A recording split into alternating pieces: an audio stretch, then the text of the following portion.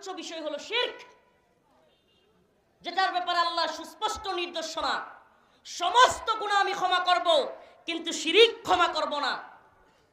আল্লাহ পাক একটা সূরা নাজিল করেছেন, সূরার নাম হলো সূরাতুল লুকমান।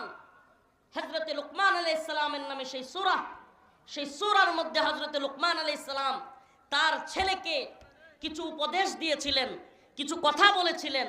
সেই উপদেশগুলো আল্লাহ তাআলা হুবহু কোরআনে পাকে সূরাতুল লুকমানের মধ্যে তুলে ধরেছেন। হযরতে লুকমান আলাইহিস সালাম বলতেছেন, ইয়া বুনাইয়া লা তুশরিক বিল্লাহ,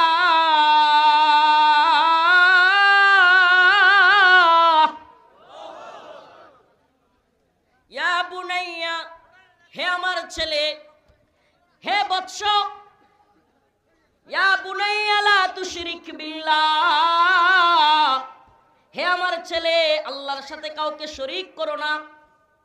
ইন্নাশ শিরকা লাযুলমুন আযীম,